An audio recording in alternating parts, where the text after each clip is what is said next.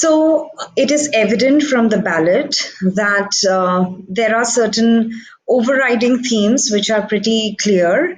It is love versus death. You have to look at the poem in binaries or in terms of opposites. So you have love on the one hand and you have death on the other. You have, say, true chivalry of the knight on the one hand versus the treachery and seduction of the woman on the other. You have dream versus reality. So these are some of the themes that the poem deals with. And you could see the style for yourself. It's pretty simply written. It's not a very complex style. The language is not complex. And like I said, that because it originates from the folk genre, it's a style which can be easily emulated and remembered by people, because ballads are normally a folk part of folklore and people keep repeating these stories. Now, one interesting thing in the ballad, if you notice, is the projection of the woman.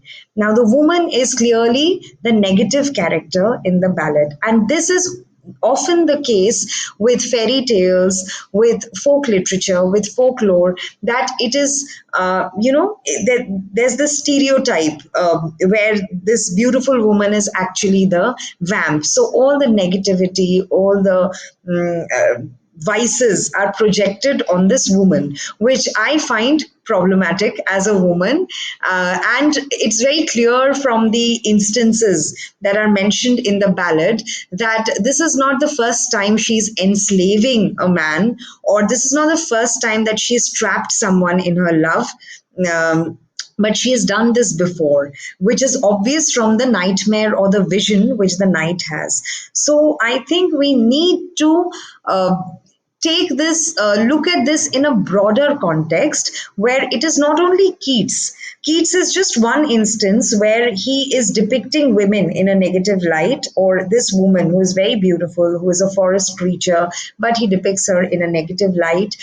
He shows that she has destroyed the knight completely, right? But there could be, we need to extend this thought, this trend in literature, in traditional literature, in children's stories, in folklore, in fairy tales, where you will always have the witch, the evil woman who is out for blood, who wants to cast a spell on people, who wants to enslave people. So, in the broader context, I think we need to problematize and challenge this stereotypical depiction of women.